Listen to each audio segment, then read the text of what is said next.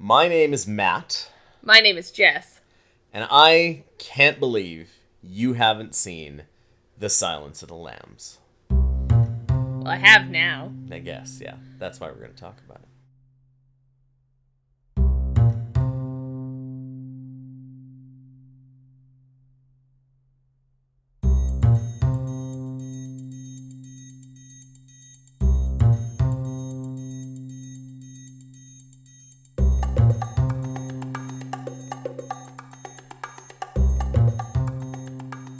Hello, everyone that's listening. This is Matt and Jess, and we are doing our first episode of I Can't Believe You Haven't Seen, which is a podcast that we came up with while just sitting around talking about movies and deciding what to watch one night, and me not believing you hadn't seen a number of movies that I suggested. To be fair, you also haven't seen a bunch of movies that are like my favorites, so. Absolutely. And that's saying something because you are a movie nerd and half of our living room is covered in movies. There is that, yes. Anyway, so we thought it'd be a fun idea to watch some of these movies and talk about them because that's kind of what we do in real life. Yeah, we're just recording that. Although, I feel like I should probably clarify that half the living room walls are covered in movies, not the living room itself. Yeah. We're not an episode of A&E's Hoarders or anything. Yeah, it's not a hoarding situation. Not yet. Anyways, give it time. Anyway, so we decided to do our first episode about a movie that I have been trying to get you to watch for years now. Easily 5, yeah. Easily 5 years. The Silence of the Lambs, which was released in on February 14th, 1991. Oh, what a Valentine's show. Yeah, no kidding. 22 whole years ago, which is 32 whole years ago, which is slightly something to contemplate how old we are. Math is hard. It is directed by the late Jonathan Demme. It stars Jodie Foster, Anthony Hopkins, Scott Glenn, and Ted Levine. And it is, I discovered in doing a bit of research for this episode, one of only 3 movies to have ever won all 5 of the quote-unquote big category Oscars. Best Picture, Best Director, Best Actress, Best Actor, and one of the Best Screenplay categories, which in this case was Adapted Screenplay, based on the novel by Thomas Harris. The only other 2 to do that are One Flew Over the Cuckoo's Nest, which I think you've seen. I know I've seen. Yes, but we can come back to that later. Yeah, and It Happened One Night, which is an old one with Clark Gable and Claudette Colbert. See, that I haven't seen, but I feel like I should because Clark Gable. So. Yes, and it's great. We will watch that one for sure. Add it to the list. Add it to the list. The version that we watched was the more recent Criterion Collection release on Blu-ray, which I'm not 100% sure how many years ago it was done. 2 or 3 years ago, I think. So. I'm going to nod, but I don't know either. Sure. Yeah, so the format that we want to take this show is that really want to let the person that hadn't seen the movie before watching it kind of drive the conversation and bring up some of the points that we can go back and forth with, because I've watched this movie many times. I think the first time I saw it, I was probably too young to have seen it. I want to say I was maybe 14. Do we blame your mom and dad in that case? Or? No, I turned out fine, so up to this point, anyway. Debatable. But I've seen it many times since, so it's probably more interesting to let Jess drive the conversation with the things that she noticed and took some notes while we were watching the movie. I can't not take notes, because then I would forget to talk about something, and I'd be so irritated later when I, in the shower going, hold on, I forgot to talk about this. Yeah, I think the big thing for me, and perhaps most important to note, is that I don't do scary movies. And I use air quotes around the word scary, but just generally speaking. In fact, we were with friends last night and I was talking about this. And I said, oh, I finally watched The Silence of the Lambs. And one of our friends, he said, oh yeah, I watched that once and it's haunted me ever since. I've never watched it again. And then it turned into us talking about Parasite as well. This is probably a bit of a sidebar, but she also hasn't seen that one because she's afraid of what it might be. Yeah. It took me 2 years to get you to warm up to watching Parasite. Yeah, and clearly 5 years to get me to go through the entirety of The Silence of the Lambs. So important to note that was really the barrier for me watching it, but The Silence of the Lambs has been such a cultural phenomenon that you can't escape parts of it. Mm-hmm. So, like, it puts the lotion on, which is an interesting, I'm going to start there, but it puts the lotion on, that quote, obviously has made its way into popular culture no matter what. Totally. So we've had that conversation. I know what it is. Mm-hmm. I think I had it attributed to the wrong character in my head, which is interesting. Okay. Because not having watched the whole thing, you kind of assume that Hannibal's going to be the evil bad guy, and he is. I'm not giving him a pass here, but, like, he's not the main protagonist, so to speak. Right. He's actually the lead, which is interesting. But yeah, and then, I mean, like, the, fava beans and the Chianti and that sort of thing, it's really made its way into popular culture, so how you can avoid that, you right. can't avoid that, especially somebody who consumes pop culture in the way that I do, or you do, or absolutely we do collectively. But, so, important to note on my notes, the first thing I wrote, and I should be talking about, like, gender politics, and that literally the first thing I've written is, are all the men idiots? ? And that's maybe a bit of an over generalization. They're clearly not. Hannibal is a genius. An alarmingly terrifying, gets inside your head genius. Yes. But clearly a genius. But the rest of them feel a bit like they're just bumbling about and staring at women. And that's how they're solving the crimes. Yeah, it's definitely, and again, in the several times that I've seen it, it's very interesting to watch specifically. And this is an interesting point because you and I, when we watch movies, and we've had this conversation before, we see different things, and the things that resonate with us about movies are somewhat different in, like, what immediately grabs us. And it's the same with music when we listen to music. Like, you are much more of a lyrics person, and I'm much more of a sound person. I mean, that's true of the way we consume kind of anything, because that's music, that's movies. That's video games, that's theater. Yeah. Because the way that and interestingly enough, with theater, I'm a tech person in theater. So if we go see live theater, the first thing I notice is when tech goes well and or it doesn't. Yeah. And you're like, oh, that was a fun scene. And I'm like, yeah, but also they nearly died because the light looked like it was coming down. Like, that's the kind of thing we notice. So interesting. But when the some of the ways that Jonathan Demme and his crew crafted some of those scenes of just something simple like the looking and the male gaze and the leering in some ways, it's all framed in a way that really makes you feel it. Well, and it's interesting that you say that because as a woman, you always feel it. Mm-hmm. It wasn't unsettling for me because I'm so used to it. Mm-hmm. And I'm used to being, like, full disclosure, at work, I am one of many strong women who are in leadership, but you still run up against that, like, I don't work in it's not a traditionally female-dominated place, perhaps, is a better way of putting that, like, or field. So you run up against that, like, being in a room full of dudes sort of thing. Mm-hmm. And even, I mean, in general, you run into that, right? And there's this kind of feeling of, oh, well, that's how that goes, right? She's a very like Jodie Foster's character, Clarice, is like an incredibly capable FBI, not yet official agent, right? Mm-hmm. So she's clearly learning. Yeah. And she's been asked to go interrogate this creepy-ass criminal who... his only weaponry is his face. And we'll come back to that too, but...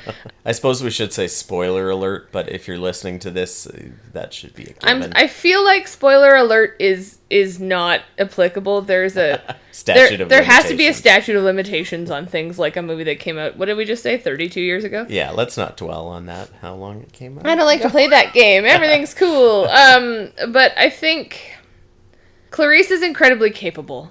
And she's been selected for a reason. And she is ultimately the one who solves the mystery. And I make that sound a little Nancy Drew, and it's not. She's ultimately the one who finds who the real killer is, or finds him in this, ultimately what feels like a needle in a haystack, right? She's the one who fixes it, and she's solved it. And I actually really love the way it's cut together with her solving it by going to him. And it's funny because I don't know that it's an intentional solve initially for her, but she's pushing on the doorbell and it's ringing in the other house, and there's this entire crew of dudes they're all men at that point, who are there being like, we have solved this, we are going to get Buffalo Bill, and they just go into an empty house. Yeah. There's nothing happening there. Yeah. Right? Yeah, she's following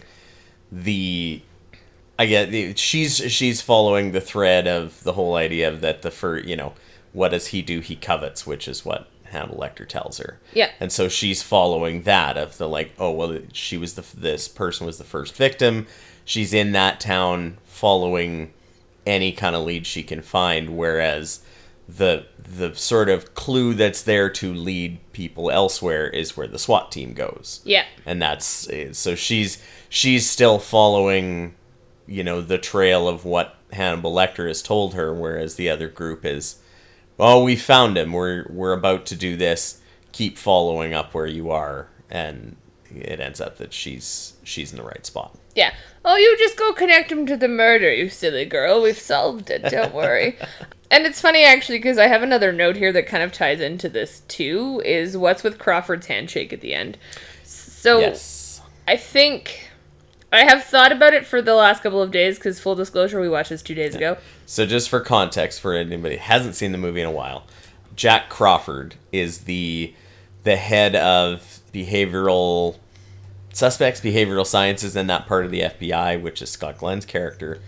And at the end of the movie, when she fully gets accredited and graduates the FBI Academy, there is a close-up, slow-motion shot of him giving Clarice a handshake. Yeah. And initially, because Clarice is in so many situations where the male gaze and the men around her are actually incredibly creepy.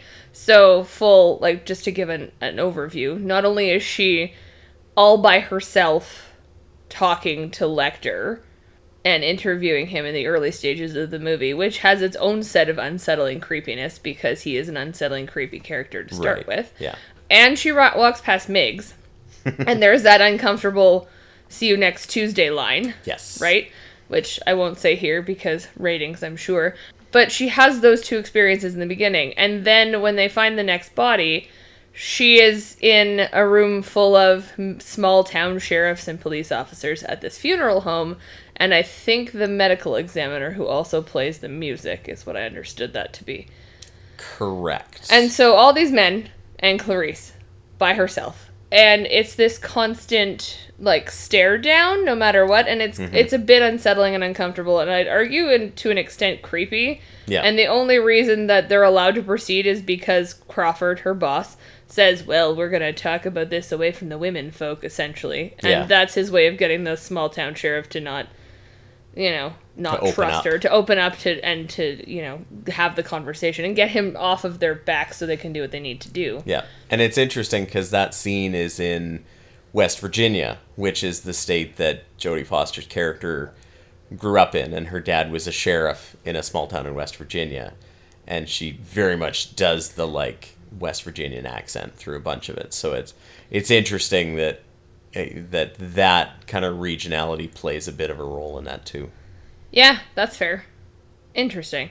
But so initially, when I go back to talking about Crawford's handshake, she's had this has been the character of Clarice has had these experiences with men this entire time, with the exception of some flashbacks to where she sees her dad when he was a small town sheriff.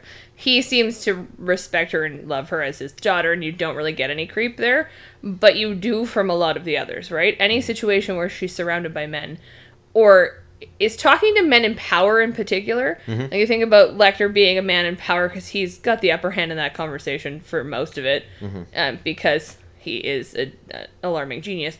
And then men in power when you talk about Crawford, or you talk about the other sheriffs, that all are law professionals, for lack of a better term, Yep. right now. And she's not quite there because she's still technically a student. So she's had these room full of powerful men who don't seem to trust her or are leering at her, and she's very creepy. And so when she graduates and there's this close-up on the handshake, my initial response was, oh, great, Crawford too. Because I think I'm trained that way, right? You learn to be wary of any of that. But after some sitting and thinking about it and some discussion, Crawford's handshake is the only time, as I will give you credit for pointing out, the only time other than I think flashbacks with her dad where she has an interaction with a male character that isn't unsettling. Yeah. It's not creepy, it's not leering, it's not mistrusting of her or her ability to do things. It's actually respect. And it's unfortunate that it takes her an entire movie, as it takes so many women their entire lives, to garner the respect of any man in the movie, except perhaps Lecter, who does respect her to an extent, but also doesn't because he's there for his own shit. Yeah. It's very, and some of the conversation I think you're talking about is after we finished the movie, and I brought up the idea of the framing, and there are several of the interactions, and the one that I think of is the one with the doctor from the sanitarium that Hannibal Lecter is, the Federal Institute that he's locked up in. Dr. Chilton. Dr. Who is Chilton! The worst. He's so good at being such a creep as an actor. But there's a very kind of what would normally be basic in a movie reverse shot scene where you go between the two of them with camera angles showing they're having a dialogue back and forth. And normally directors will frame that by the same lens and the same whatever to sort of show that they are on equal sides of the same conversation. And when it shows Dr. Chilton's face, it's a lot closer. And I don't know if the aspect of it is different, if they use a different lens or whatever, but you feel his presence closer to the screen than Clarice's, so it does give you that idea of oh yes, it's leering. Or the other police officers in West Virginia where they're all looking directly into the camera, whereas when it goes back to Clarice, she's sort of more nervously looking around, or maybe looking down, or looking through other parts of the funeral home. And the only two people that ever look at her and you don't get that feeling from the framing is Hannibal Lecter, who, is usually shown behind bars or whatever, and sometimes those melt away, and Jack Crawford. There's never a close-up of his face where he's looking directly at her having a conversation. So it's interesting that's there as well. Whether it's intentional or not, probably is, but... Interesting. I think what I've come to now in this conversation are the only two men who respect Clarice for being an intellectual, I will say equal, even if that's maybe not the case with Lecter, are Lecter and Crawford. Yeah. They're the only two who display respect for her as an intellectual. I'm going to put a period on that. I just want to talk briefly about Dr. Chilton and his stupid face. I actually think Are All the Men Idiots was my first note when he left the pen. So, full disclosure, there's this entire piece in the movie about, if you're going to talk to Lecter, don't approach the glass, and don't leave staples in your paper, and don't leave pens or pencils. And this is coming from Dr. Chilton being like, all right, young lady, you need to make sure you don't screw it up. And then what does he do? He leaves the pen. Yeah. And the fact that it doesn't occur to him when he goes to sign for Schmerz later, I don't remember the specifics of what he's signing for, but he taps his jacket for his pen, and he doesn't go, oh shit, where did I leave this pen? Yeah.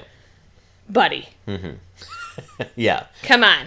Well, and they set that up in the movie of, Hannibal Lecter saying that Dr. Chilton plays the thing and says, oh, he hates me. He thinks I'm his nemesis. And it's like, no, he thinks you're an idiot, and you've kind of proven yourself as an idiot as the movie goes on. Yeah, you're not the nemesis. And then that makes me wonder if, and I realize that there are 2 more books than the movies are then based off of, but does that make Clarice his nemesis? because she's finally intellectually somebody that Hannibal Lecter both admires and finds to be his equal in intellect. Just a thought. That's not something we're unpacking today. That's a future thought. But Yeah. But yeah, good old Dr. Chilton. Pardon me. Yeah. And I think this brings me to, as you know, I have lengthy notes here, I do, but I'm skipping ahead to my next thing here. I'm going to go all over the plan. Hey, that's fine. This is what we do. So it's our choice as to what we want to talk about. Whoa, we get to do what we want here? So one of the things that I loathe, and you know this, like deep down from my soul, about scary, quote unquote, media. Yeah. And I will say that's not just movies, that's video games. Anything. And the way that I, like, anytime we play a video game that you have played before and I make you confirm that there's no jump scares, because otherwise I refuse to watch it. Yeah. Right. So, or even be in the room while you're playing it. Like, that's not my jam. Yeah. You have played entire video games without me because Yes. I won't deal with it. Yeah. So, part of the reason that I avoid scary things or like horror movies or any of those sorts of things is that I don't do jump scares. Yeah. There is no jump scares in this. No. But when I want to just link this to Dr. Chilton. When it's foreshadowing, when there is the pan across the pen being left in Lecter's cell, and it does, the camera stops and it's like, hey, see, this pen's not being picked up. Yeah. My brain, because I've been trained this way, and my fear of jump scares, went to, okay, well, he's going to stab somebody with this pen, right? He's going to find a way to take this pen apart and turn it into a weapon. Yeah. And he doesn't. He finds a way to take the pen apart and turn it into a bobby pin, essentially, Yep. and help him break out of handcuffs. Quite a bit later, by the way. Like, Yeah, that's a playing patience. the long game. A patience I don't own. So props, I guess, to Dr. Hannibal Lecter. You know what? No, props are not the word here. But he plays the long game on that one for sure. Yeah. And I didn't forget about the pen, but I just kept waiting for the other shoe to drop as far as Right. the pen becoming an implement of the stab times. And instead, it became a key to a lock. Yeah. And sidebar here, but where'd the rest of that pen go? Maybe that's a future sequel? The silence of the pen clicker? The silence know. of the pen casing? I don't know. That's a wonderful question. And it's funny because it's a fancy-ass pen, too. Yeah. It's this pen with the gold part to put it into your lapel. Anyway, Yeah. that's such an 80s thing. Yes. But I expected that to turn into a jump scare, and instead it turned into, gore, but not in the way that you kind of are conditioned. And this might be partly, too. You could probably speak to this better than I can. The fact that this movie is set in the 80s, filmed in the early 90s, right? Yeah. We just discussed it 32 years ago. Okay, right, here we are. So this is filmed in the 90s, and we have had a lot of really intense gore movies / movie franchises. I'm thinking of things like Saw, the new one came out this week even, that have become really popular in the last 30 years. Yeah. And so with that sort of popularity, you kind of expect, or you've been trained to, I'm not you, I have been trained to expect there to be a lot of gore. Yeah. Because scary movie equals bloody and body parts that, entrails hanging out and body parts strung up in places where they shouldn't be, etc., etc. Yeah. And I always find it interesting that this movie, a lot of times you hear about it in the context of, oh, this was the first horror movie to win Best Picture, or this is the first horror movie to be this or that or the other thing. And it's very interesting because I really don't consider this to be a horror movie. It's a horror movie in the same way something like Psycho is a horror movie, where it's not exactly that. It's not what we've come to know as a horror movie. Like, it's not, an old David Cronenberg movie or a John Carpenter or like a Rob Zombie movie where you're right. It's a lot of gore. even at that point in time, there were a lot of movies around that were very body horror, but they were very, very niche, very underground. It was like you could find them in that dark part of the video rental store. And are they your favorite horror movie? Yeah. And it so there's a lot about, and I think there's something to be said about passing of time too, because in 91 when this came out, there was a lot of people in reviews and whatever that talked about like just how shocking it was. And I don't remember who it is, but there was someone that was a very prominent movie critic that just like condemned the film because they could never imagine the like that kind of violence against women being such a big part of a movie plot. Like, that's not even a consideration these days. There's worse on TV. Oh, that's gross, actually. Yeah. That's upsetting when you think about it in that kind of context. But yeah, well, and not to get political in this conversation, but oh, man. How do we not, really? Go. Get there. We've really, really made violence against women okay.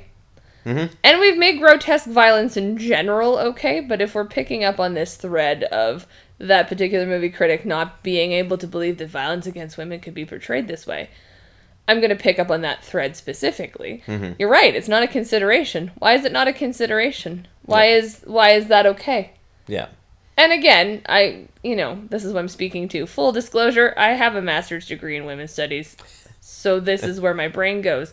But it's not to say that men and other identities and other bodies and other genders are not also victims of violence in the same way on screen. But why have we become so desensitized to that? And in what way are we undoing what's been done for women in general? But yeah, there's a whole, we've had other conversations outside of just this movie alone of something like Law and Order SVU, and it normalizing a lot of stories and things that you do hear about in real life, but week after week you hear really, really terrible, situations and stories that are, if you believe Dick Wolf, a lot of the time ripped right from the headlines. And I think it becomes a little bit of, like, to compare it to another old movie, something like Bonnie and Clyde, which I don't think you've seen either. No. Okay, Bonnie and Clyde was kind of known as one of a couple movies that essentially broke down the barriers of showing violence in movies. And it was very, like, they showed, and I remember watching a thing with Arthur Penn, who's the director of Bonnie and Clyde, talking about, like, when we made that movie, we really wanted to show what it was like when someone got shot. Because most times in movies up through the 40s, 50s, 60s, they get shot and do a sort of pirouette away and they're dead. And wait, is that not how people get shot? No, not quite. Maybe there's a slight scattering of ketchup on the floor that was supposed to be blood to show, oh, they're dead.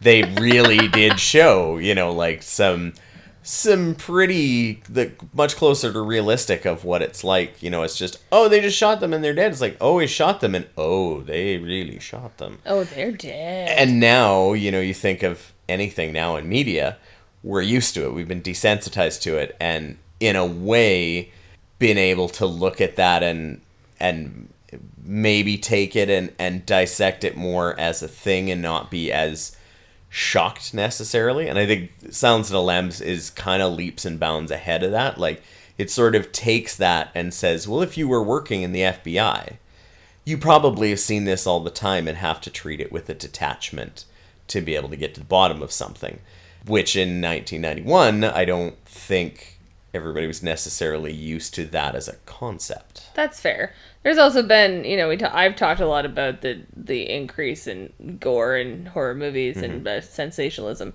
And you mentioned SVU. Yeah. First,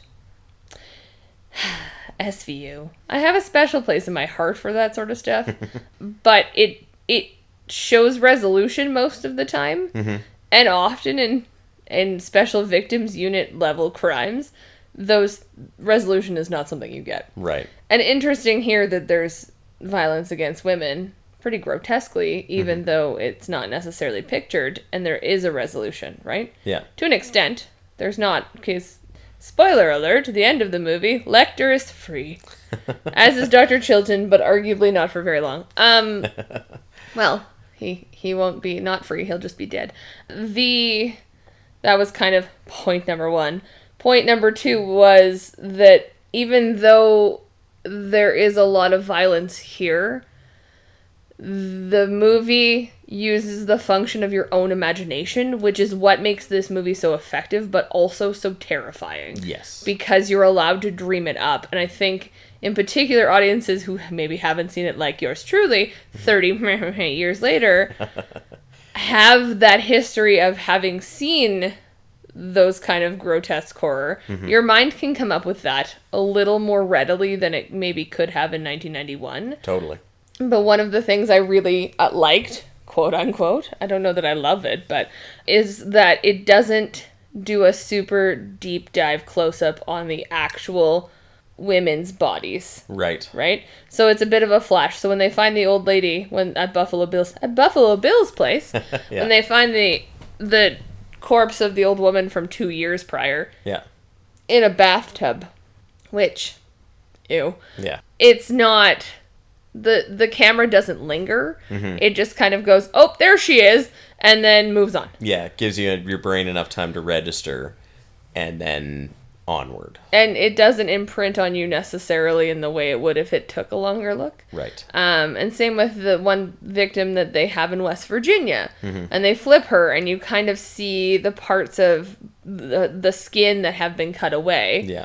But you don't go in deep on it. And you don't even in the, Bill skins a fifth. You see the parts of the human that, like the woman's body that has been skinned in some of those newspaper clippings, but it's not in grotesque detail up close. Right. In the way it would be on something like a CSI episode. Yeah, and there's not a lingering, like, dissection's the wrong word, but you kind of you see that in the body of the one woman they find in West Virginia with the sort of diamond patterns of skin that are missing, and then later in the movie you see the dress with the same diamond patterns, and that's where you put it together. You don't need the close up, low light, low frame rate of the actual thing happening.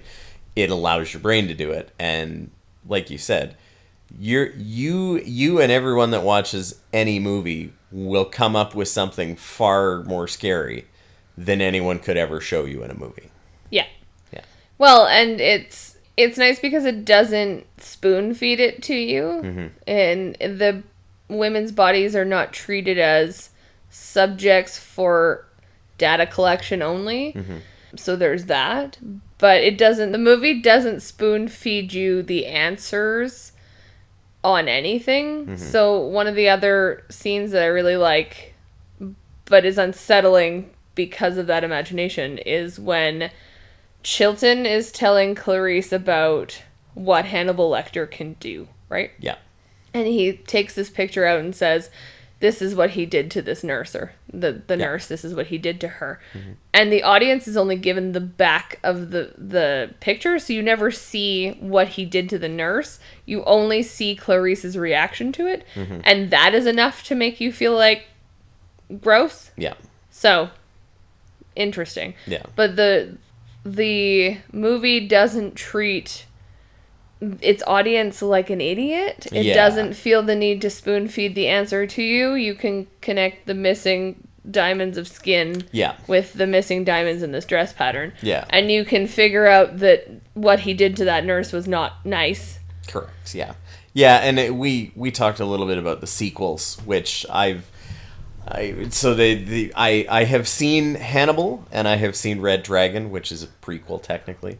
I haven't seen Hannibal Rising because the Ridley Scott sequel, the Hannibal, was not anywhere near as good, and a lot of times did exactly the opposite of that. It didn't quite treat the audience with the respect that Silence of the Lambs does. So, yeah, we don't have to revisit any of the sequels or prequels afterwards because we've kind of seen the best of how that's done. But you're right. That's That's a hallmark of Jonathan Demme, who I'm not 100% sure if we've seen anything else that he's directed. I know I have, but a lot of his movies, one of his trademarks is really allowing things to develop and allowing the audience to get there rather than really spoon feeding them a story or anything. Like, he'll provide a lot of visual details and character details that give you the chance to get there.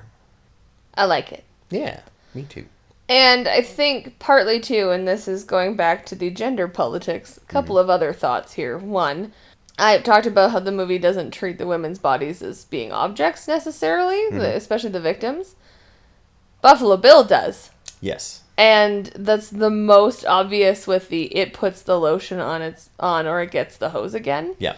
And the conversation there about the mother of that particular victim, who ended up surviving but is a kidnapping victim and ostensibly lives through horrors, I would imagine. Yeah. Repeating her daughter's name over and over when she's making the plea because then she's made her a human. Yeah.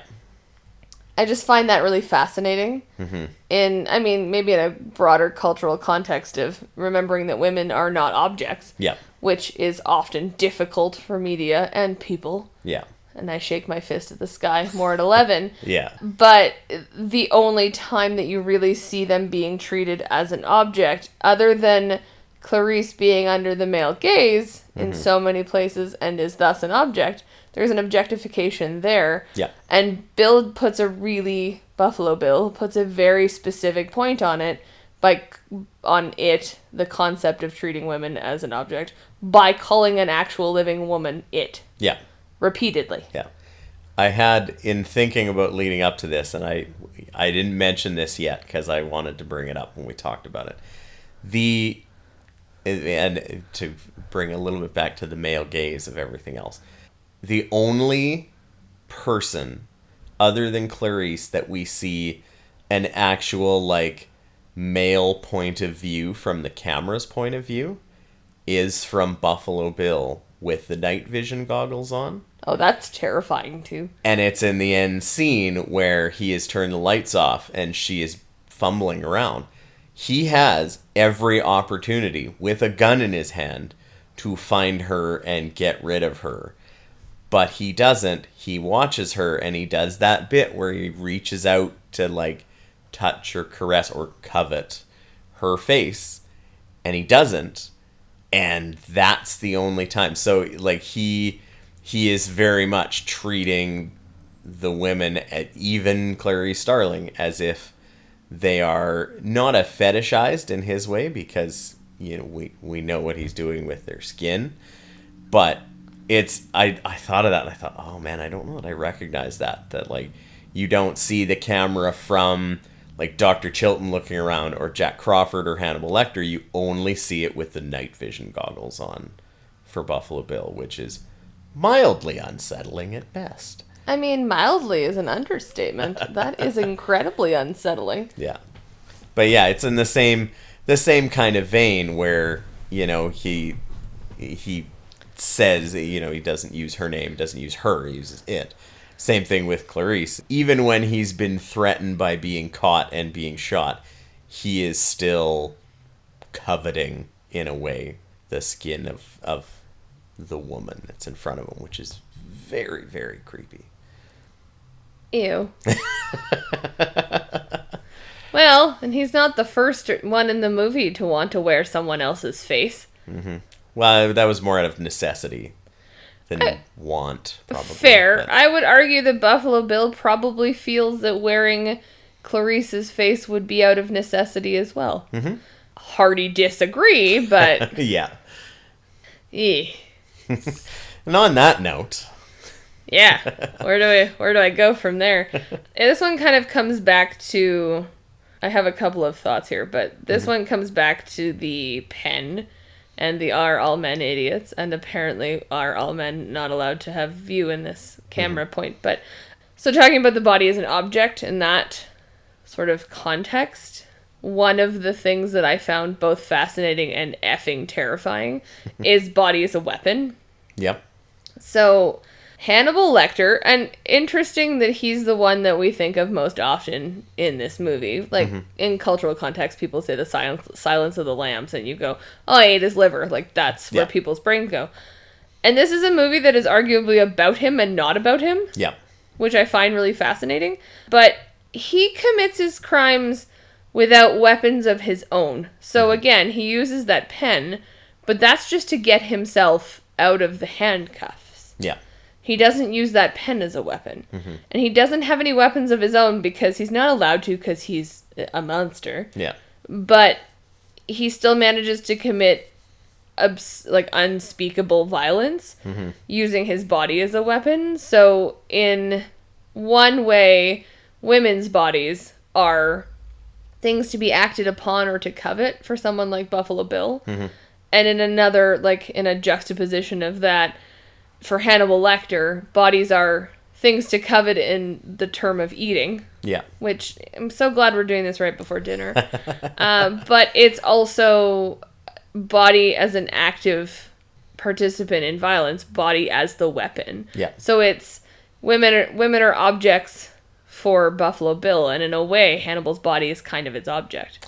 Yeah, and in a very different way than you might see in other movies that have more to do, where their villain has more to do with masculinity. It's not about fighting. It's not about who can beat up someone. It's about incapacitating someone with, eventually eating them, which is very, very different. Yeah. Well, it's interesting, actually. I hadn't thought about it that way, but it's not hilarious. Let me just put this in here really quick. As two humans sitting here recording a podcast. Yeah. And there's been a real rise in the, alpha male white dude with a podcast talking about what being an alpha male means. And we don't have enough time to unpack how shitty that is because it's bad. But Hannibal isn't superior because he's an alpha male in that archetype. And in the 90s, you had a lot of action stars who did fit that archetype, right? Yep. And Lecter doesn't win because he's better at fighting. He doesn't win because he's more of an alpha male. Yeah. And arguably, looking at Anthony Hopkins, he's the complete opposite of that. Yeah. Right? He wins because he's smarter. Yeah. And because he uses what he has at his disposal. And what he has in a lot of cases is his mouth to eat other people's tongues. Yeah. Or faces. Yeah. Yeah, but you never see him as imposing. I mean, he's old at that point in time. Even he was still at an advanced age. And he's never shot in a way that makes him seem imposing or seem like he's physically dominant of anything. He's always behind bars. He's always, you're always told what he can do. And you don't really see anything of what he can do until 2/3 or 3/4 of the way through the movie. And to an extent, you don't even see what he can do there, right? Yeah. You do. Just the tip of the iceberg, basically. But you don't really see it. You see him go after the one guard's face. Yeah. Which, ew. And you do see what happens when he quarters or, Yeah. does some skinning of the one guy. Yeah. And strings him up like a moth, which is interesting. And then it ultimately takes the face of the first guard and wears it so that he can get himself snuck out of there. Yeah. Which, again, with my quote of all the men in this movie idiots, did no one think to check the extra skin flap on his face? But, there's this poor young dum-dum, for lack of a better term, holding Hannibal Lecter's hand and telling him, "You're going to make it. You're going to be okay." Meanwhile, this is a serial killer who eats people's livers wearing someone else's face. And I realized there was a lot of blood. And I've never been in that kind of traumatic situation. And I pray to all things in the world that I never have to worry about this as a practical issue. But I would think that there would be, some separation between other people's face and his face in wearing it laying there. Do you think they included that in paramedic training afterwards, after the movie came out? Check to make sure this is their face. Check this is actually the person's face, even if it's that bloody and grotesque. Oh boy, maybe. I hope not, but maybe.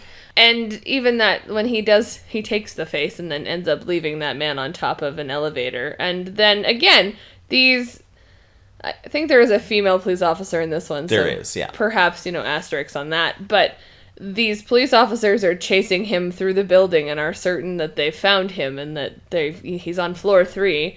And then there's blood coming in through the elevator, and it turns out he's outsmarted them by a lot. Yeah. And, again, is wearing someone else's face, and that's how he breaks himself out of there. Yeah, so are they all idiots? They're chasing around this dead person who's not the right person. But you don't see him missing a face either. No. Right? He falls through the top of the elevator, like the body of the first guard. Yeah.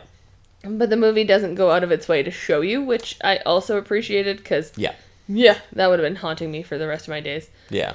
Yeah, again, goes back to the idea of, getting the audience to meet you there. You can, if you're thinking, you probably can clue in as soon as the guard who's in the ambulance, starts to remove his own mask, and you go, okay, you don't need to see a man's face peeled off before then to know that. Yeah, you don't need to be shown the actual act of violence. Yeah.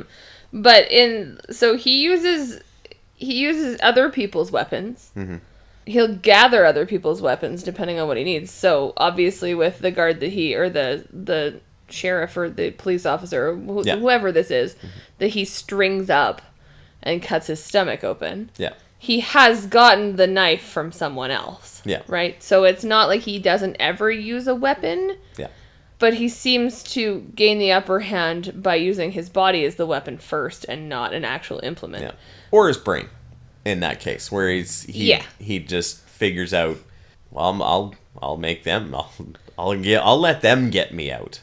Which I guess I'm equating body and brain here, but hilarious when you think about... Not hilarious. Let me back that up. Nothing's funny in this movie, necessarily. No. Ugh. But we talked about him not being imposing. Mm-hmm.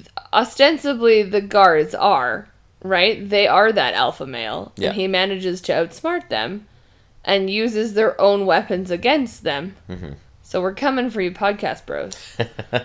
But I like that there's sort of an undercut of that. Like, I appreciate that there is an undercut of the standard strong male wins out by both Clarice and Hannibal Lecter. Yep. Did I just equate them together? Kind of. Have I done that already so far? Yes. You have essentially hit on the thesis of the next few books. Right. They are the same. Yeah. And also, I would just like to apologize to Sir Anthony Hopkins, because he was not of advanced age when this movie was filmed. I mean... Kind sir. More advanced than anybody else in the film. Sure, but I feel, even retroactively calling a man in his 50s of advanced age a bit aggro, so apologies, Sir Anthony Hopkins. Listen, I'm still a decade and a half away from that. Yeah, well, you're not advanced aged either. I don't think that made the point you wanted it to make. That's fair. Mm-hmm. Anyway, that was my apologies to the knighted Sir Anthony Hopkins. Multiple Oscar winner, Sir Anthony Hopkins, who, what did he win 2 years ago when he was 82? Yeah. Yes, for The Father?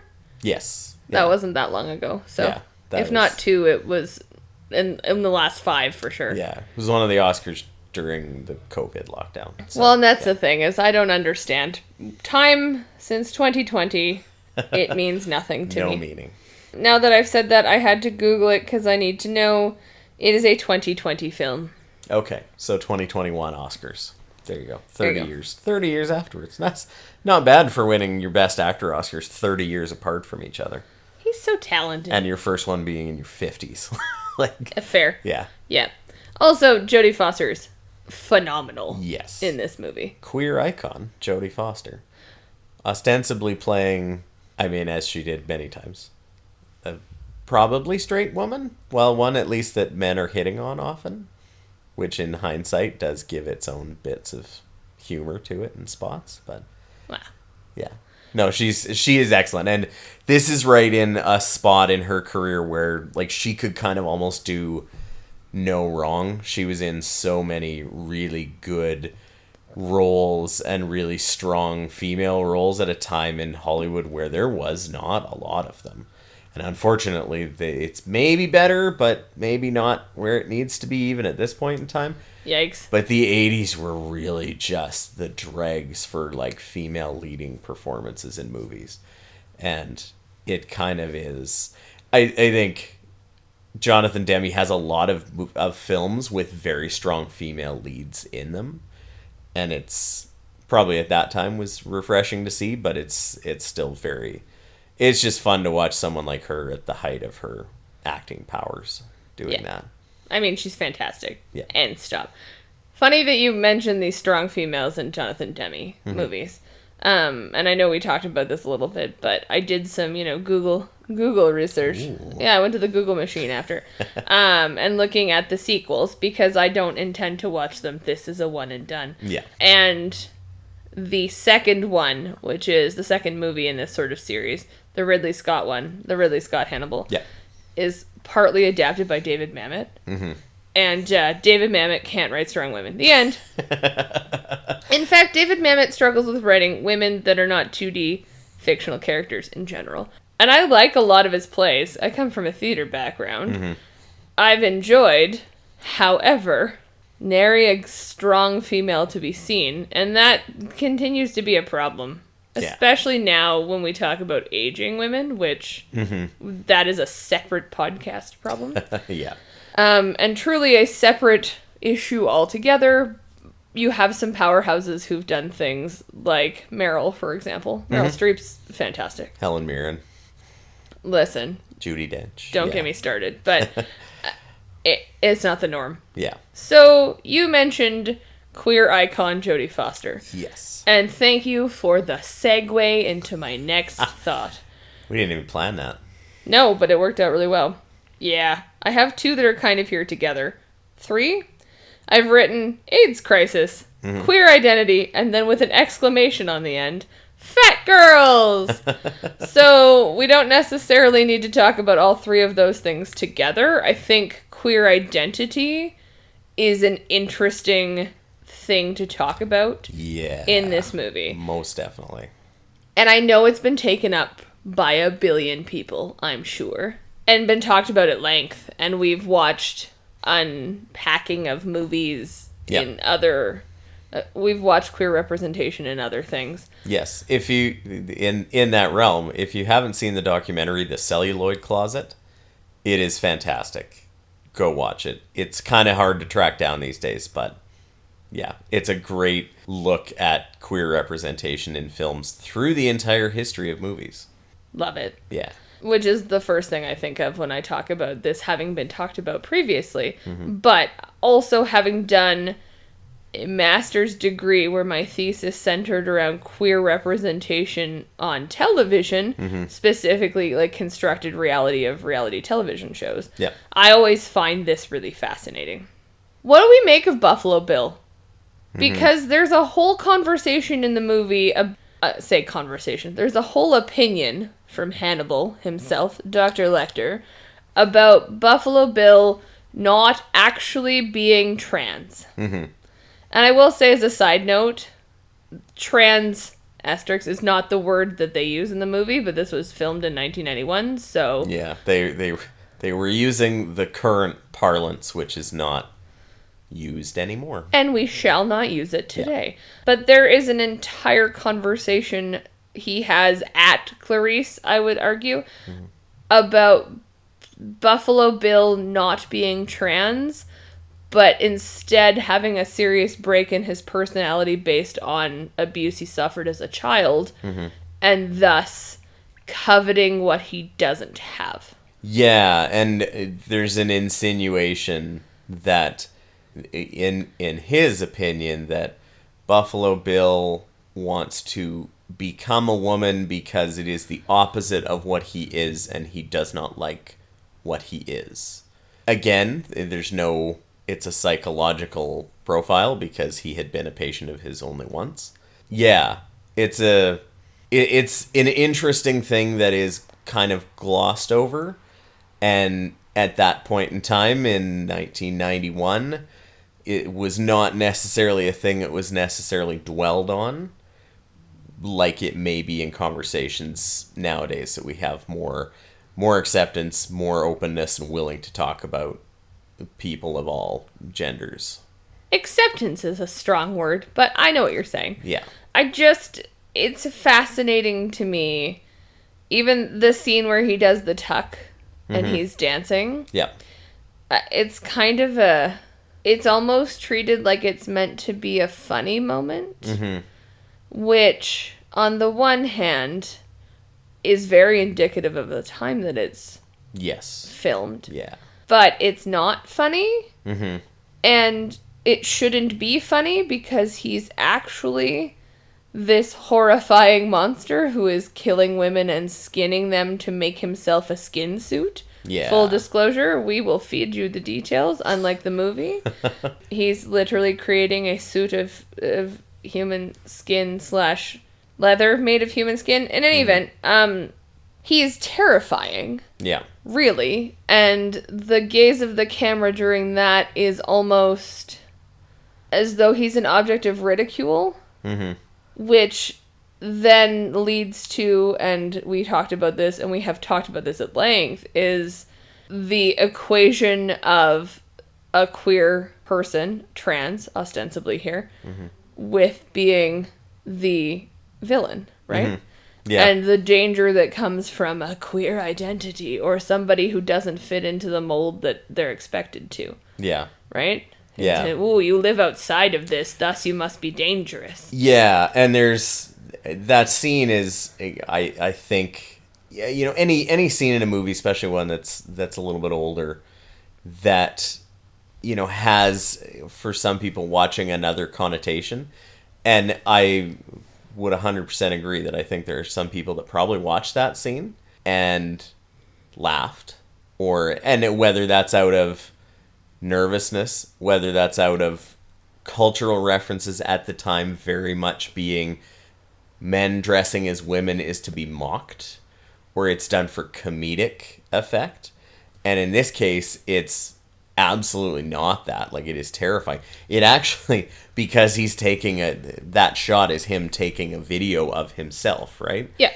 And it's sort of unsettlingly like a TikTok, which is that's a whole other thing that we probably won't get into, but it is very much an idea of, like, a lot of outside baggage outside of that movie informing people of saying, oh, I should laugh at this.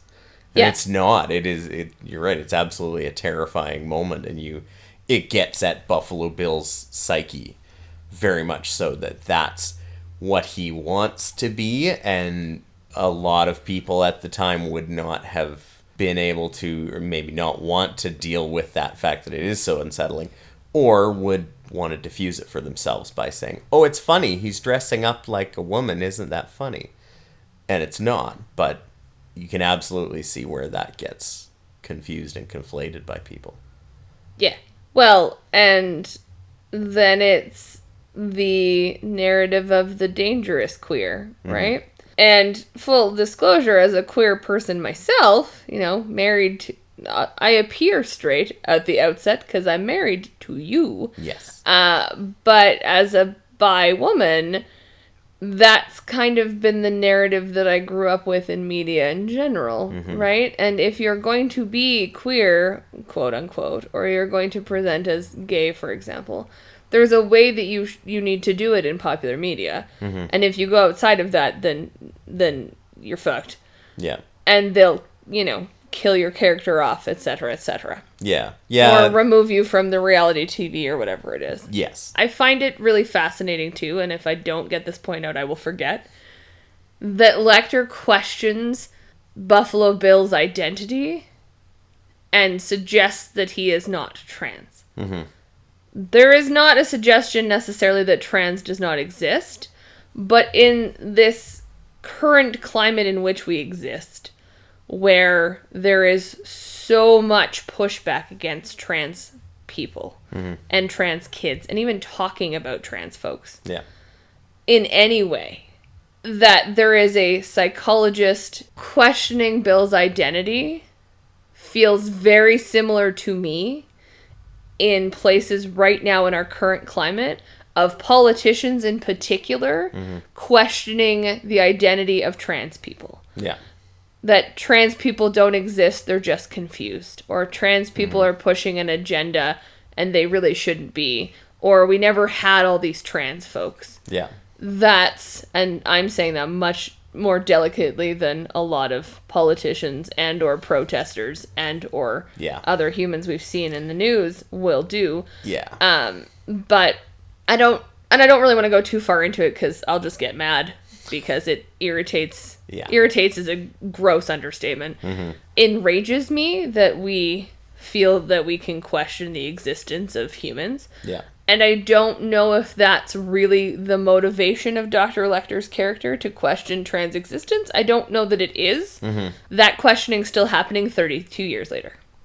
Yeah, and there's both of those points do come to kind of in some ways, the same conclusion amongst a lot of people of the idea of the dangerous queer person. Yeah, the dangerous queers. Yeah. Such a common trope. Yeah, and there's a lot of other people in media have talked about the dangerous queer person. And Silence of the Lambs is a very interesting, not year zero, but certainly a bit of a flashpoint for the quote-unquote dangerous queer character. Probably unintentionally, in that after Silence of the Lambs, there were a lot of pieces of media where you had characters that are trans specifically utilized as the quote-unquote villain, or somebody that's dangerous, or somebody that's, to be feared for one reason or another. And I think that has a lot to do with sort of the people looking unfairly at the character of Buffalo Bill being trans and, that's why they're a serial killer. And that's not at all what it is, right? And the movie, I don't think, treats it that way. I think there's a lot of ways of saying that otherwise, but oversimplified, if you're not willing to unpack it. Trans character equals dangerous. So I'm going to put that in my next show, or my next movie, or my next whatever, without really thinking about it or unpacking it or actually treating it like an intellectual subject to be explored. And that is unfortunate in a lot of ways, and I think probably was very damaging for a lot of years, in the same way that, at certain points in movie history, there's been characters that were gay or lesbian that were also considered the villain or dangerous, or even bisexual and dangerous. And that's, I think Silence of the Lambs was one of the hot button times for that to be a trans character being dangerous, and led it down a very slippery slope of a lot of really not good depictions for a lot of years. And has done a lot of damage, right? And we're now at a point where we're still, that's fear, right? And a lot of the narrative that's happening right now around, women's bodies. This is a lot of what we're talking about today, right? Yeah. A lot of the narrative that's happening right now around women's bodies and their rights, queer folks and their rights, trans folks and their rights, and their bodies, and what they should be able to do, comes from fear. Yeah. It's all really about fear, and it feels absurd as a queer person, because really, you just said the dangerous bisexual. Hello, I am the dangerous bisexual. But it's the narrative and the underlying tone of fear, like they're going to do something to you. Yeah. Also fun, hey mom, if you're listening to this, I'm bi. Surprise. I'm not sure it's actually a surprise, but if it is, haha. And also extended family. Cool.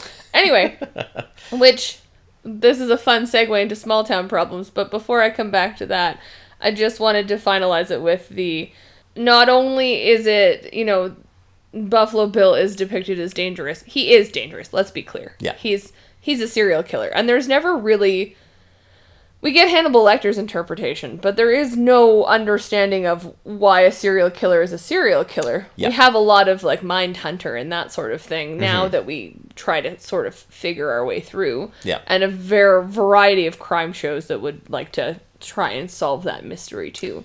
And a lot of podcasts diving into that. Hi, podcast time. But we don't ever really have a solution, and the movie doesn't offer the reasoning necessarily. Yeah.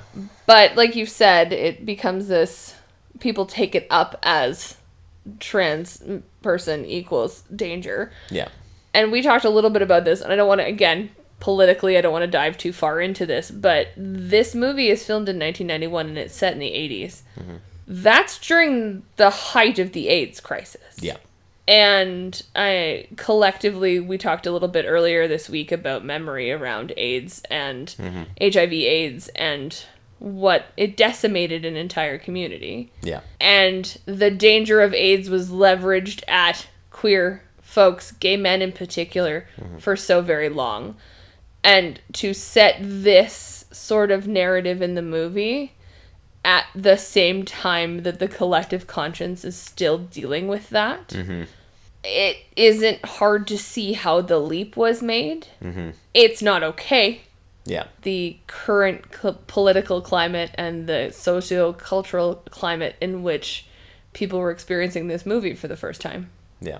And it's an interesting parallel to a lot of other movies that came out during times where the sort of nuclear Cold War fear was going on, and there's some interesting movies that have nothing to do with the Cold War or the nuclear threat that absolutely have everything to do with the nuclear war and the cold threat. Like, all of film noir is very much part of that, is the idea of the threat hanging over humanity that it could all end tomorrow if the wrong bomb gets dropped.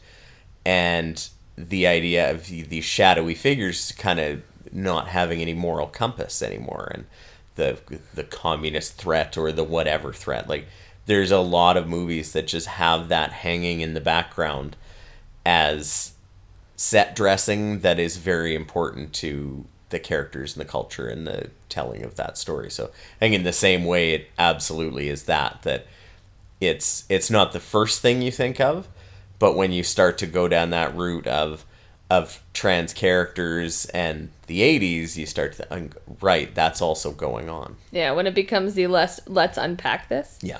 Interesting.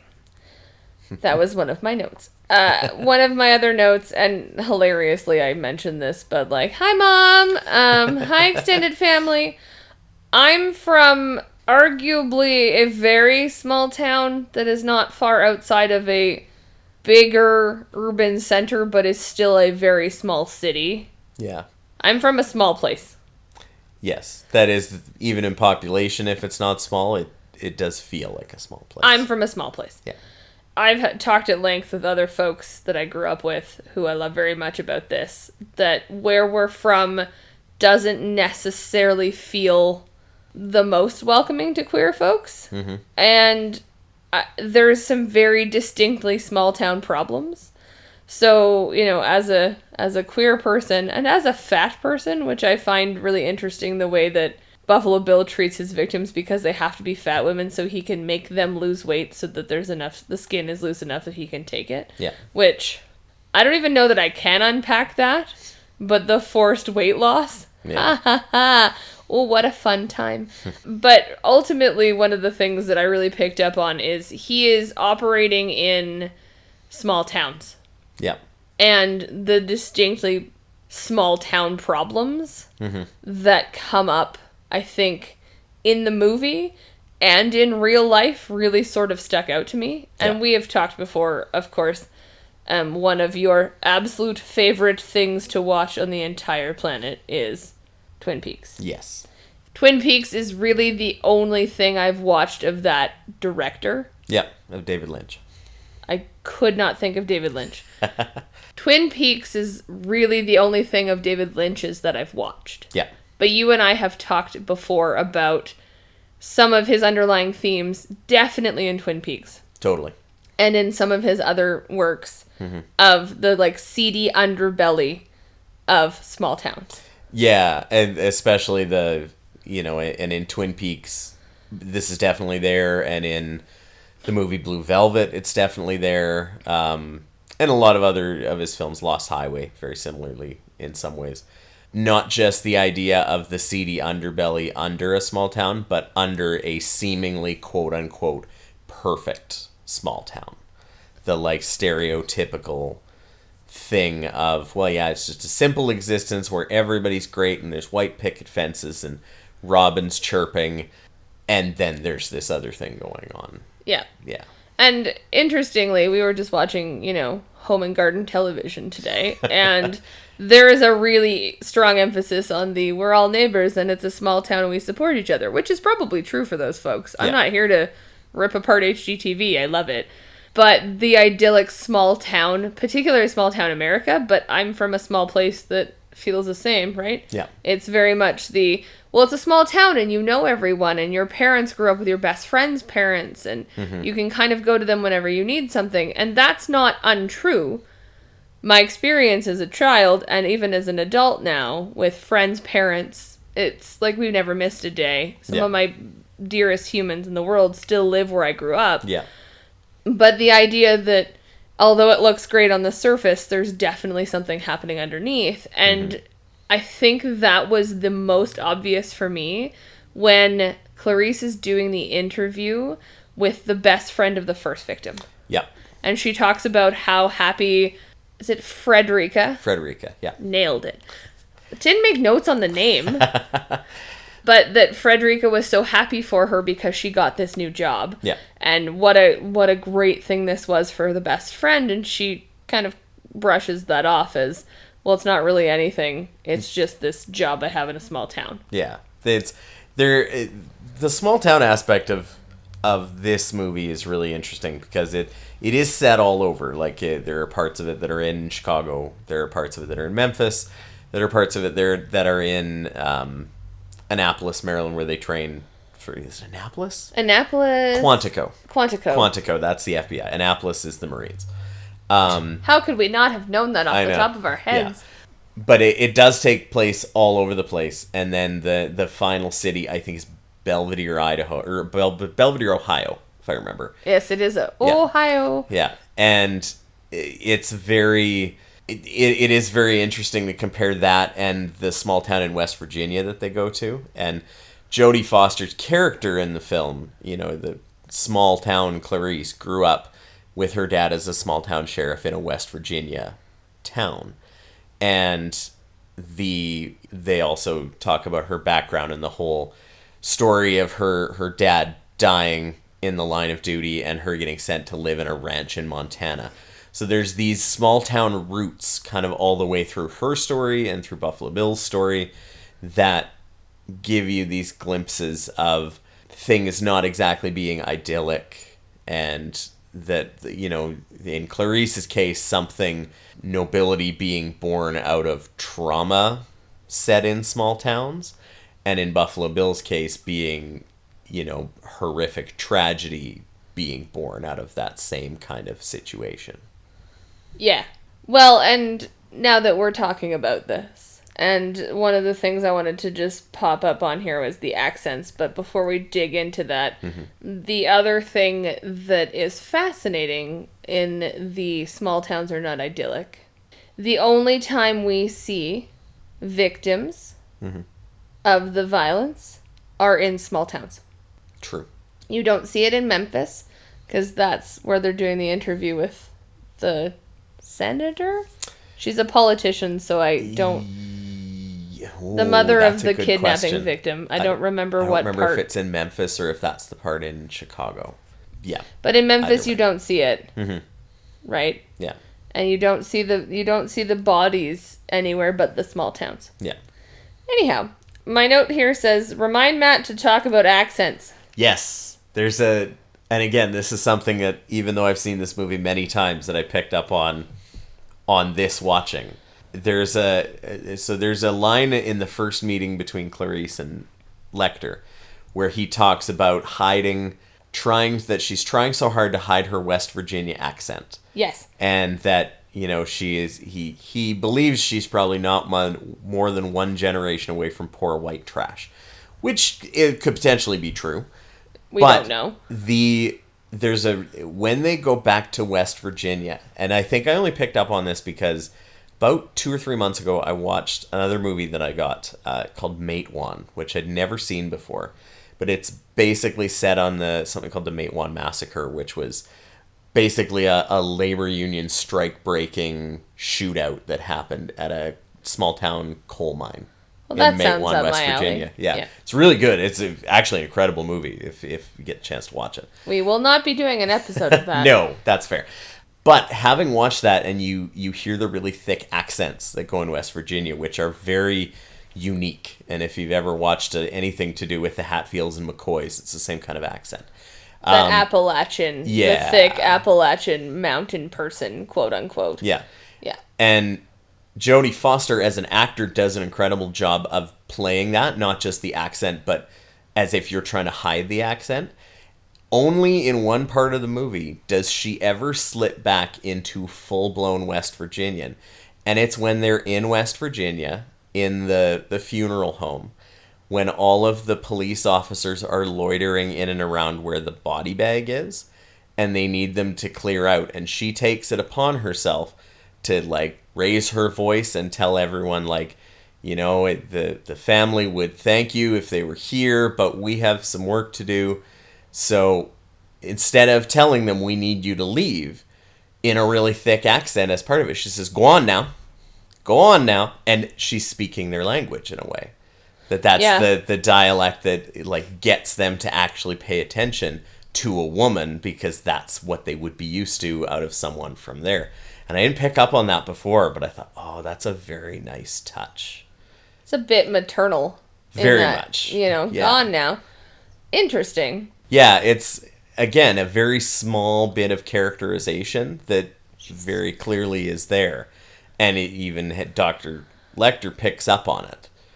But, it's a nice piece of character work that just gives a little extra meaning to that. Yeah, well, and interesting that you mentioned slipping back in when she goes home, because we've talked about this at length. Yeah. Is my accent. I pick up my home province and my particular part of the world really hard when I go back. Yep. And when I return from that adventure to where we live, you never cease to point it out. But... And that's not a bad thing. It's just funny because you don't think of yourself as having an accent when you're in that sort of environment. Yeah. And my consonants disappear. It goes from being a really big pothole to a real big pothole in it. That's my favorite example of the one time I recognized it and went, oh, what happened here? But yeah, so it's the small town roots are rotting. Yeah. And what does that do to the tree? Mm-hmm. And trying to keep those underground. Yeah. And hide who you are or where you came from. Mm-hmm. To what extent does that serve a purpose, or does it come back up? Yeah. Right? Mm-hmm. That's all. I just always find small town things fascinating. Because she lived there once. That's true. Yeah, shout outs to those folks who are wonderful. But there's still something kind of suffocating about living in a small town. Yeah. But also in a small town where your job is not to get into everybody else's business, but it kind of is. Mm-hmm. Yeah. That's how somebody like Buffalo Bill can exist, right? Yep. And it's not a part of the movie that's dwelled on like something in Twin Peaks might be, or other movies that really deal with small towns. But yeah, it's kind of an interesting piece that is certainly noted and is potentially a big part of that.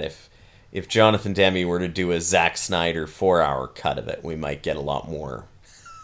not that we need that at all, but nobody needs the Zack Snyder cut. No, not really. And in general, I think in summation, one of the things I just mentioned, and it kind of encapsulated my experience of the whole movie, is suffocating. It's all a bit overwhelming. Mm-hmm. The way that it is shot is a bit overwhelming. Mm-hmm. The scenes of Jodie Foster's character, so of Clarice being surrounded by all of these men who are quite a bit taller than her in small rooms looking down on her, is overwhelming and suffocating. Yeah. Hannibal Lecter is overwhelming and suffocating in the literal sense that he, kills somebody by eating their face and suffocating them theoretically. But also just in terms of his presence without having to be an imposing physical body, but his ability to like creep into your mind and overwhelm you. Yeah. That's kind of how this movie feels. And when you get to the end of it, it's very good. Yeah. I enjoyed it to the extent that I will never watch it again. Once is enough, thank you very much. Yeah. It will live rent-free in my head probably for the rest of my days.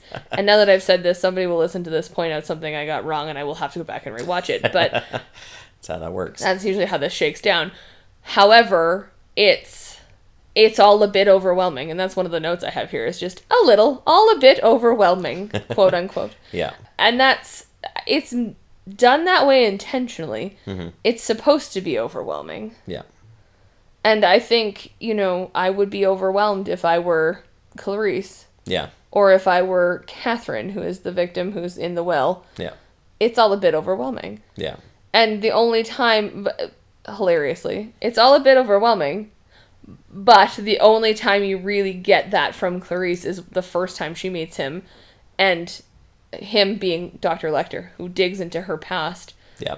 So there's the small town roots. And she gets back to her car, and you see the first flashback of her and her dad, and that's when she has her one and only time you see her have an emotional meltdown. Yeah. Despite the fact that she has found a head in a jar at other points. Yeah.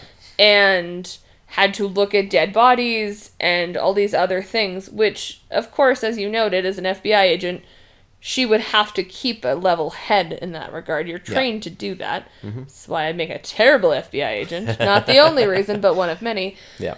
But the only time you see her being overwhelmed is early on, and then she deals with it like the badass that she is, but it's all a bit overwhelming. Yeah. And you could understand if she went, "Nah, I'm good," and didn't go back. Yeah. I would have 100% been like, okay, great, yeah, Clarice, that's fair. But as you pointed out earlier, the thesis of later books and movies are Hannibal and Clarice one and the same. Yeah.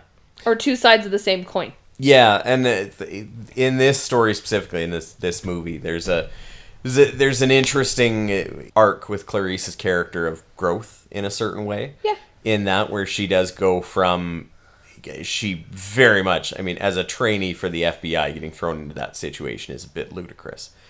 But what she does is go through it, handle herself, have the emotional response that she has, and then through the rest of it, she then tolerates it, to then takes control of it, to then really inserts herself to go see Hannibal Lecter when he's in the prison, like the bars, before he escapes. Like, she does it. She's going there because she has to ask him another question. Like, that's not unofficial business because Dr. Chilton pulls her out. But it's the same thing with, there's a very innocuous part of the movie where it shows her going through training at the FBI compound, and they're doing essentially a SWAT team getting into her room where they're, are simulating people around, and her instructor is back in the corner behind her. She doesn't check, and click, you're dead, Clarice. What didn't you do? I didn't check my corners. The end of the movie, even though she's completely in the dark, she is the one that is, like, you see her in the dark, looking everywhere, checking everywhere, and being alert enough to hear the click of a gun and shoot Buffalo Bill before he can get her. So that, like, again, there's these little bits of, there's this growth, and there's this person going on this arc of saying, right, this is someone that started out that, their father passed away, they didn't have a family, they were an orphan, to getting to this point and growth. And in the future ones that we won't explore, it does go into an interesting place that is interesting more than it is good storytelling. An interesting place that is interesting. But so, in summation, Clarice is a badass. Yes. The end. But I think now, in summation of this entire thing, one of the things... You come in with preconceived notions from a movie like this, if you've never seen it before, because it's such a famous movie. Yes. And because so many people quote it, and because it's become part of a thing. So I've already talked a little bit about things that I probably had misattributed. So the Buffalo Bill, it gets the lotion. Yeah. I did not have attributed to Buffalo Bill because I'd never watched the whole thing. Yeah. And people quote it, and you go, okay, well, it's going to be Hannibal Lecter. Yeah. Hannibal Lecter is the protagonist and antagonist of this movie. Mm-hmm. Clarice is the protagonist of this movie. The real antagonist is Buffalo Bill and his skinning humans to make a suit. Yeah. But I expected there to be more digging in on Lecter and his eating people. Yeah. His cannibalism. Hannibal the Cannibal. Yeah. You expect there to be more about that as an outsider who's never watched it, and then it's not that. Yeah. Yeah, it is, when you only vaguely are aware of it, most definitely I can see that being not what you expect when you watch it. Yeah. Which I think even it shows that a movie this old does kind of take the left turn where other movies might take the path more traveled. The obvious. Yeah.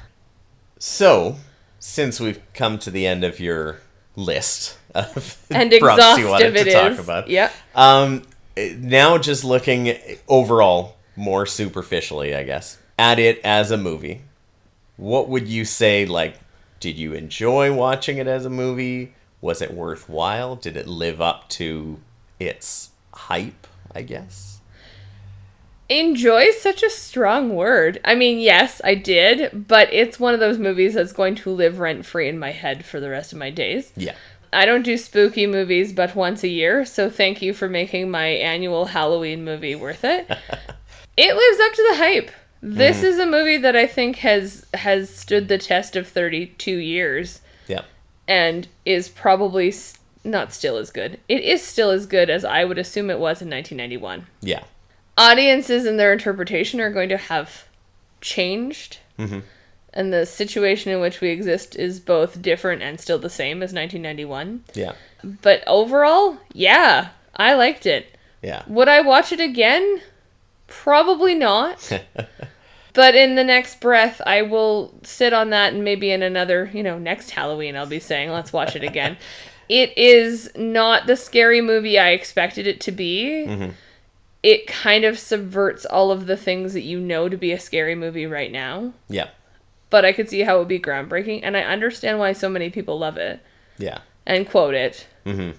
And yeah, it was a great one to kick this off with. I really did like it. Yeah. Yeah, it's one of those, not all movies that are this kind of genre have the kind of staying power that Silence of the Lambs does. Yeah. It is still as riveting as it was when it came out, I think. It's been on lists like the AFI 100 Years, 100 Movies list, and I think both, if I remember correctly, both Clarice Starling and Hannibal Lecter are in the AFI, the top 10 of the greatest heroes and greatest villains of all time in movies, I think. It's highly regarded, and it's one of those that does deserve it, in my opinion. I mean, I've watched it many times since, and you do get a lot out of it every time you see it, which I think is the hallmark of a good movie. And a very well thought out movie. Like, it's very well written, it's very thoughtfully directed and acted. The acting all around, even Ted Levine playing Buffalo Bill, is excellent. Oh, the acting is phenomenal. Yeah, there is. You hate Dr. Chilton for a reason. Yes. Yeah. Yeah. And even Scott Glenn, who Jack Crawford isn't really given a massive amount of characterization, he still has his moments, and he still is stoic enough in spots and is professional as he is. Like, he's given opportunity to give good character, which I think is, for actors that are that good, it just means that they're gonna have fun with it.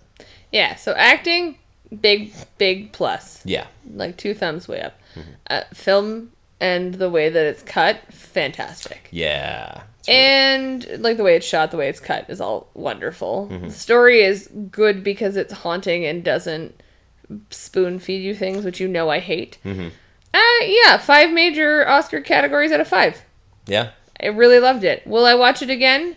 Probably not, but that's not a reflection of the movie. It's not because of the movie. It's because I don't love to have cannibals living in my head rent-free.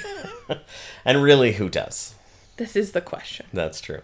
Yeah, no, I'm glad you liked it. Like I said, I thought it was a really good choice to do this as a first episode, because knowing you, there would be a lot to talk about and unpack. And I think when we do our next episode, the roles are going to be reversed a little bit. That's the plan. Stay tuned for the Matt Unpacks My Best Friend's Wedding, the 1997 rom-com / screwball comedy, tells me Google, with Julia Roberts, Dermot Mulroney, and Cameron Diaz. Can't believe I haven't seen that either. Well, you're gonna.